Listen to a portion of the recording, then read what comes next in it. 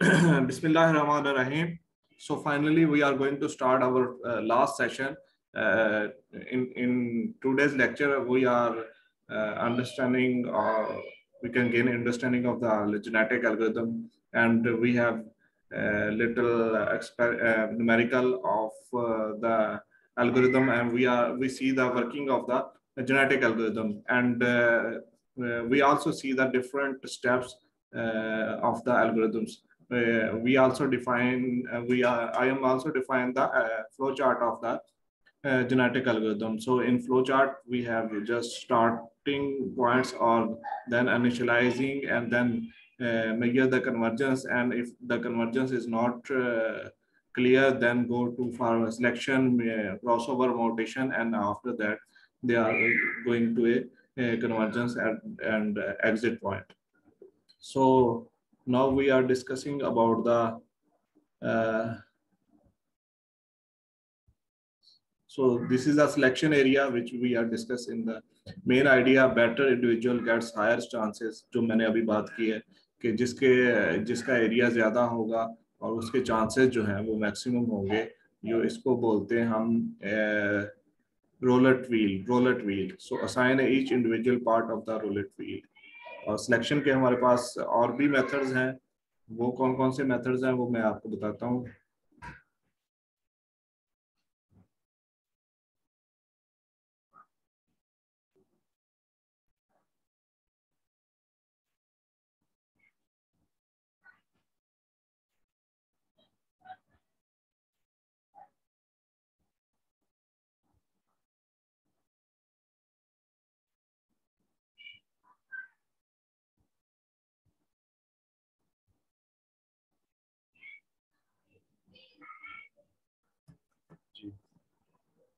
ये एग्जांपल अभी हमने डिस्कस की है और इससे हमने इसका एवरेज सम निकाला है और उसके बाद फिर हम क्रॉसओवर पे चले गए थे और क्रॉसओवर पे देखा उसकी वैल्यू चेंज करने से हमारी जो टोटल एवरेज और वो भी चेंज हो रही है और हमारा जो पॉपुलेशन है वो चेंज हो रही है और हमारा जो टर्मिनेशन पॉइंट है या कन्वर्जेंस पॉइंट है वो क्लियर हो रहा है. और इस तरह हम जो डिफरेंट जो सैंपल्स हैं उनको हिट एंड ट्रायल से जो चेंज कर सकते हैं. आगे जी has been subject of many earlier studies still often used to a benchmark novel genetic algorithm. Many shortcomings. कौन सी शॉर्टकमिंग्स है? Represent is too restrictive mutation and crossover only applicable for bit string और integer representation. Bit string और integer representation में आती है, image में फिर प्रॉब्लम आ जाता है. So selection mechanism sensitive for converging population with close fitness values. So generation population model step 5 in a simple graphic genetic algorithm में साइक्लिक हो जाता है. Can be improved with the explicit survival selections. So crossover operator क्या कहता है? Performance one point crossover जो अभी हमने देखा है depend on the order that variables occur in the representation and more likely to keep together genes that are near each other, so can never keep together genes from opposite ending of the strand. So this is known as position bias or can be explored if we know about the structure of our problem, but there is a usually in this case. So n point crossover, हमने single point crossover देखा, multiple point, double point or multiple or n point crossover. So choose n random cross points and split along these points and glue parts alternative between the parts and generation one point still some position based. इसमें देखिए ये parents है और ये इनके child है, तो ये हमने पॉइंट सेलेक्ट किया. क्रॉसओवर की बात कर रहे हैं तो क्रॉसओवर में ये पॉइंट हमने सेलेक्ट किया और इनको स्वैप कर दिया आपस में, और फिर हमने ये वाला स्वैप कर दिया इससे और ये सेम रहा, ये और ये भी स्वैप कर दिया, तो ये हमारे मल्टीपल पॉइंट्स आ गए. ठीक है, तो ये बस ये सेम रहा और बाकी जो हमारे तीनों हैं वो सेम हो गए. तो डबल में क्या था कि ये दोनों पॉइंट्स हम इसको चेंज करते हैं और इसको, अब इसकी डबल की बात करें तो हमारे पास ये वाला और ये वाला सेक्शन जो है, ये वाला और ये वाला सेक्शन जो सेम रहता है और ये आपस में स्वैप करते हैं। तो ये डबल एंड पॉइंट्स में ये है कि आप एक से ज्यादा पे कर सकते हैं, स्टार्टिंग में उसको सेम रहने दें और बाकी को चेंज कर दें। मींस ये हिट एंड ट्रायल मेथड है, आप इसको further with the passage of time change कर सकते हैं और आपने इसको चेंज करके अपनी जो है रिजल्ट है, आउटकम जो है उसको आपने इम्प्रूव करना है।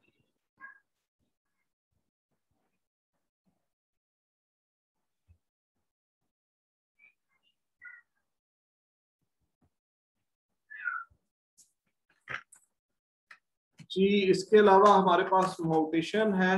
मोटेशन जस्ट हमारे पास फ्लिपिंग आप कह लें कि हमारे पास ये क्रॉसओवर तो है, लेकिन माउंटेशन जो है वो जस्ट फ्लिपिंग। आप एक जो हमारे जीन्स हैं उसको फ्लिपिंग का नाम दे दें, तो फ्लिप करके उसको ऊपर या नीचे कर सकते हैं हम, ठीक है। और उसमें दो तरह की है, उसमें फ्लिपिंग है और इंटरचेंजिंग है। फ्लिपिंग और इंटरचेंजिंग, उसमें क्या है जी, फ्लिपिंग और इंटरचेंजिंग। फ्लिपिंग में क्या है आपके पास,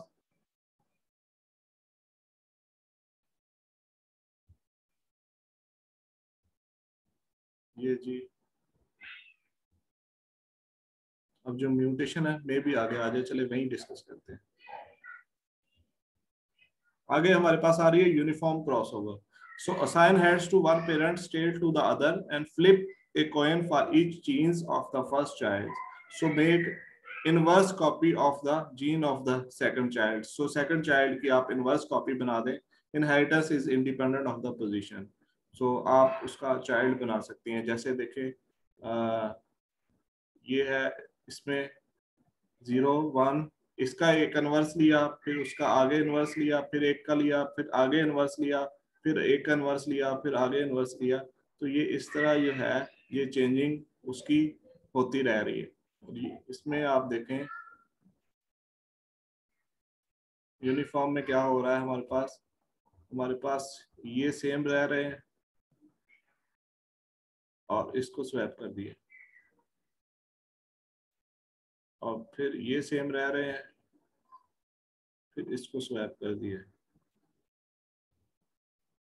और फिर इसको स्वैप कर दिए। सर यूनिफॉर्म कैसे है ये? सो नाम यूनिफॉर्म क्रॉसओवर है ना, कि assign heads to one parent and tails to the other, कि हेड एक पेरेंट्स के ले लें, टेल एक के ले लें। तो वो एक स्ट्रेटजी दे दी है उसको कि यूनिफॉर्मली आप करें, एक साइड पे हेड ले लें और एक साइड से टेल ले लें। तो ये हमारा जो होगा क्रॉसओवर हो जाएगा। मींस जी सर। मींस इस सारी स्ट्रेटजी का जो गेन है ये है कि आपके जो आपने शफल करके देखना है जीन्स। अब शफल करने का मतलब क्या है कि जो जीन्स फिटेस्ट होंगे, जो जीन्स कंपैरिजन के बाद जो चाइल्ड बनेगा। अब लेट से आप मैं आपको रियल वर्ल्ड की तरफ लिया जाता हूं। जैसे आप काओ, अभी बड़ा बिजनेस हॉट चल रहा है पाकिस्तान में मिल्किंग के लिए। ऑस्ट्रेलिया से, अमेरिका से और डच काओ हम इंपोर्ट कर रहे हैं। लेकिन प्रॉब्लम क्या आ रहा है कि वो उनके जेनेटिकली वो अमेरिका और डच जो है वो फ्रांस या हॉलैंड के लिए या ऑस्ट्रेलिया के लिए फिटेस्ट है, लेकिन पाकिस्तान के लिए अनफिट हो जाती हैं। तो फिर हम क्या कर रहे हैं, हम उनके चाइल्ड क्रिएट कर रहे हैं। चाइल्ड कैसे क्रिएट कर रहे हैं, हम फ्रीजन को, ऑस्ट्रेलियन फ्रीजन को जो अमेरिकन ब्रीड है फ्रीजन के साथ, उसके साथ क्रॉस कर दिया, और उसके उससे जो हमारे चाइल्ड आ रहे हैं वो फिटेस्ट आ रहे हैं, वो फिटेस्ट आ रहे हैं। तो इसी तरह हमने इस जो जेनेटिक एल्गोरिदम है ये जो कॉम्बिनेशन ले रहा है, जो फिटेस्ट कॉम्बिनेशन लेगा और उसको ट्रायल करता है, हिट एंड ट्रायल करता है, और जो फिटेस्ट होगा उसको ले लेगा। और डार्विन की जो थ्योरी है वो भी यही है कि जो फिटेस्ट होगा वही सरवाइव करेगा। तो इसमें से जो जो शफल करके अब अगर ये पेरेंट का जो हमारे पास जीन्स का, क्रोमोसोम्स का जो हमारे पास स्केजल आ रहा है, अगर ये हमारा कन्वर्ज कर जाता है तो हमें क्या जरूरत है दोबारा फिटेस्ट बंदा, फिटेस्ट लेने की, उसका चिल्ड्रन फिटेस्ट लेने की। हमें क्रॉसओवर और माउंटेशन उसी उसी टाइम पे असाइन करते हैं जब हमारे पास कन्वर्जेंस नहीं आती, जब हमारे पास ऑप्टिमल सोल्यूशन नहीं आता। और ऑप्टिमल सोल्यूशन नहीं आता तो फिर हम इस क्रॉसओवर, म्यूटेशन, सिलेक्शन की तरफ जाते हैं। जी सर ठीक।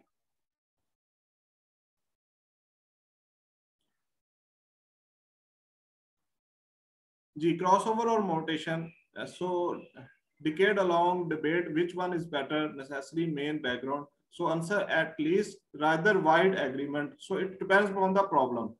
ये दोनों का ऑलमोस्ट काम सेम ही है, वो फ्लिप करता है, फ्लिप करना और वो सिलेक्शन जो है सिलेक्ट करके इंटरचेंज कर देता है उसी क्रोमोसोम्स में, उसी जो उसी की है उसी में से सिलेक्ट करके उसको चेंज कर देता है, उसी जीन्स को आगे पीछे कर देता है, उसके जीन्स दो आगे और दो पीछे कर देता है, तो ये म्यूटेशन है। दोनों का काम तो सेम ही है, so at least rather wide agreement, so it depends on the problem, but in general it is good to have both have another role, so mutation only evolutionary algorithm is possible, so crossover जो है only वो सिर्फ evolutionary algorithm पे नहीं है, उसकी जो scale है वो वाइड है, जबकि जो म्यूटेशन है वो सिर्फ evolutionary algorithm पे ही लगता है।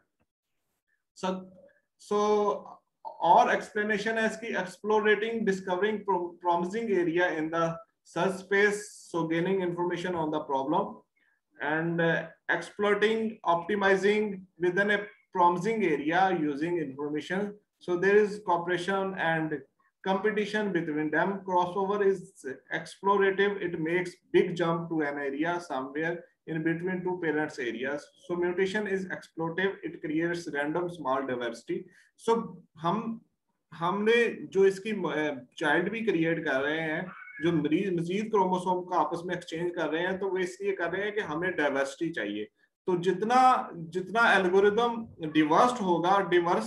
डिवर्स होगा तो वो हमें फिटेस्ट जो है हमारे ऑप्टिमल सॉल्यूशन की तरफ हमें लेके जाए। सर एक पॉइंट रिपीट कर दें, आपने बोला था कि जो म्यूटेशन है वो सिर्फ एवोल्यूशनरी एल्गोरिदम्स पे लगता है और क्रॉसओवर उन पे नहीं लगता। क्रॉसओवर एवोल्यूशनरी एल्गोरिदम पे लगता है, लेकिन उसके अलावा और बहुत सारे और भी जो है मींस और एप्लीकेशन पे भी एप्लीकेबल है। मींस मैंने ये कहा है कि जो म्यूटेशन है वो सिर्फ एवोल्यूशनरी तक महदूद है, जबकि क्रॉसओवर जो है उसका स्केल बड़ा है, वो एवोल्यूशनरी पे तो लगता ही लगता है, लेकिन और भी बहुत सारी और मेथोडोलॉजी और टेक्निक्स में भी वो फिट हो जाता है। जी ठीक, thank you sir. So only crossover can combine information from two parents. Only mutation can introduce new information. Crossover does not change the alive frequency of the population throughout the experiment. 50% or 0 on the first bit in the population, and percentage after performing n crossovers. To hit the optimum, you often need a lucky mutation. ये सारा उसका comparison है mutation का और crossover का। So gray coding of integers still binary chromosomes हमने encoding किया binary chromosomes की। So gray coding is a mapping, that means that small change in the genotype cause small change in the phenotype. So unlike binary coding, smoother or genotype phenotype mapping make life easier for them. So nowadays it is generally accepted that it is better to encode numerical variable directly as integer floating point variables. So integer representation है इसकी जी, some problems naturally have integer variables, image processing parameters, other the categorical values from a fixed set, blue green, yellow pink, endpoint, uniform crossover operators from extend bit flipping mutation to make grep more likely to move a similar values and random choice. Actually मेरा start में आपको numerical कराने का मकसद यही था कि बाकी सारी थ्योरी है उसके रिलेटेड स्टार्ट में आपको न्यूमेरिकल कराऊंगा तो आपको थ्योरी इजीली समझ आती जाएगी। आई थिंक सो, इसमें कोई प्रॉब्लम नहीं है, ये सिंपल से कंसेप्ट है। कोई इशू है तो आप मुझसे पूछ सकते हैं, साथ साथ क्वेश्चन करते रहें।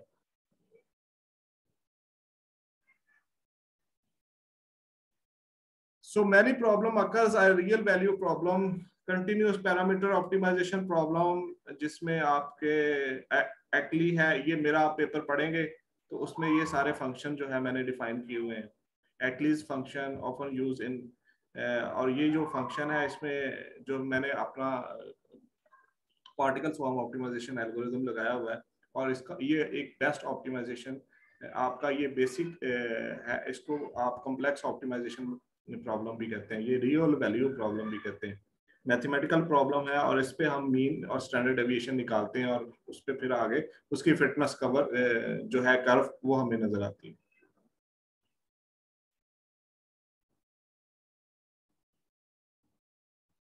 So mapping real values on bit strings. So अभी म्यूटेशन रह गया तो उसको हम डिस्कस करते हैं, थोड़ा आगे जा रहा है टॉपिक।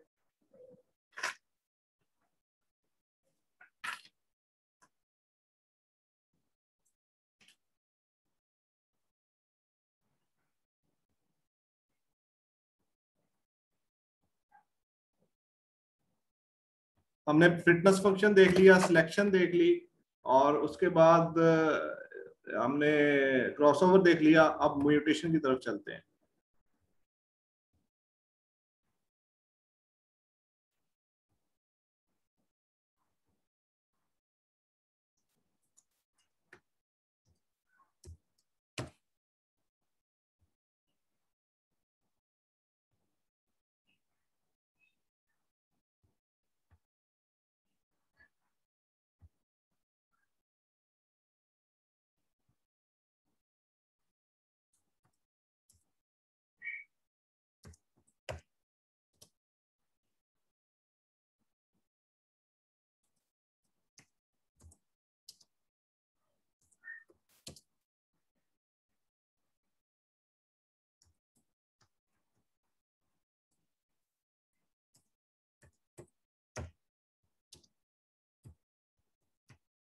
दो मेथड यूज हो रहे हैं जी, फ्लिपिंग और इंटरचेंजिंग। तो अब लेट्स से हमारे पास कोई है, ये बाइनरी स्ट्रिंग है जी 0 1 1 0 1,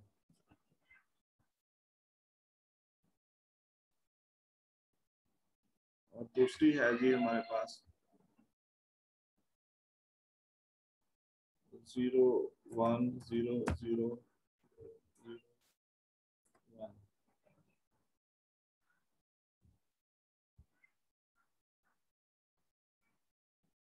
इसका म्यूटेशन ऑफ स्ट्रिंग है हमारे पास। हम इसको फ्लिप कर रहे हैं, इसको इसके साथ फ्लिप करके हमारे पास जो आ रहा है वो 0 और फिर 1 1 0 हो गया। 0 0 मीन्स आप जहाँ पे 1 है उसको 0 करना, 0 आ गया। और फिर हमारे पास 0 1 है, 0 1 1 ही रहेगा। फिर हमारे पास 0 0 है, वो भी 0 आ गया। फिर 0 0 है, वो भी 0 आ गया। और फिर 1 1 है, वो भी 0 आ गया। तो ये हमारे पास फ्लिपिंग मेथोडोलॉजी है। ठीक है, ये देखें,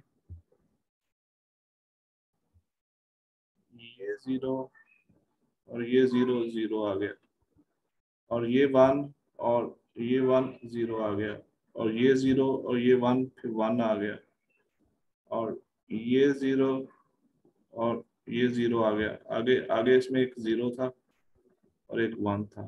ठीक है, ये 0 भी 0 आ गया और ये 1 भी 0 आ गया। तो इस तरह ये हमारा 0 1 0 0 ये फ्लिपिंग मेथड है, इसको बोलते हैं फ्लिपिंग सर ये मेथड। पॉइंट दोबारा repeat करके समझ नहीं आया। अच्छा जी, हम फ्लिप किसको कर रहे हैं?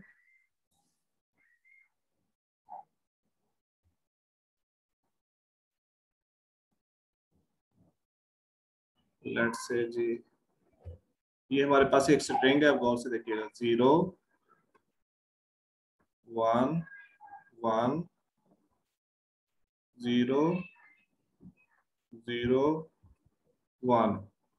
दूसरी स्ट्रिंग है हमारे पास 0 1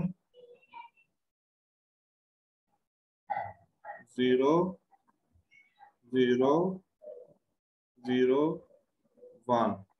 ये पेरेंट 1 है,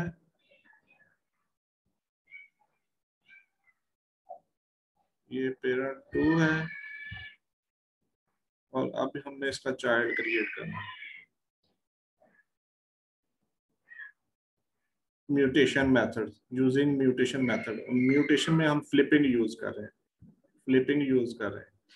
फ्लिपिंग में ये मेथोडोलॉजी होती है, जो 0 0 है वो 0 ही रहेगा, जो 1 1 है वो भी 0 हो जाएगा, सेम वाले। और जो 1 0 है वो 1 हो जाएगा, ये 0 0, ये भी 0, ये भी 0 और ये भी 0। तो ये इसको बोलते हैं हम फ्लिपिंग मेथड। फ्लिप कर रहे हैं, जो सेम है वो सेम, वो 0 हो रहे हैं, और जो 1 0 है वो 1 शो हो रहा है। तो ये हमारा फ्लिपिंग मेथड। जी जुफ्शा, सर जोर गेट लग रहा है। क्या कह रहे हैं? जोर गेट लग रहा है, XOR। हाँ, गेट शेट है ये। जी सर। जी, गेट गेट भी ANN में गेट है, और उसमें फिर हम बिल्कुल वैसे ही है जैसे आप कह रही हैं, ठीक है। तो ये हमारा फ्लिपिंग मेथड, म्यूटेशन मेथड है। तो अब दूसरा हम मेथड देखेंगे, वो कौन सा है?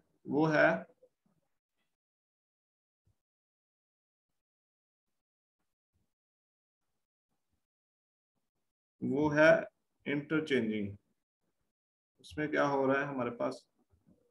0 1 1 0 0 1। अब इसमें ये हो रहा है कि हम इसको इंटरचेंज कर रहे हैं, किसके साथ? ये एक स्टेरिक, इसको इसके साथ इंटरचेंज कर रहे हैं। तो हमारे पास 0 0 1 0 1 1। तो ये हमारे म्यूटेशन के मेथड्स हैं, जो कि हमारे क्रोमोसोम्स, हमारे जीन्स को चेंज कर रहे हैं। ये सारी सर स्पेस है, और ये हमारा क्रोमोसोम है, क्रोमोसोम, और ये एक सिंपल हमारा जीन है, जो कि पहले मैंने आपको डिफाइन किया। जी, ये म्यूटेशन के मेथड्स हैं। तो आज हमने इसको सारे डिस्कस किया। हमारा सिलेक्शन के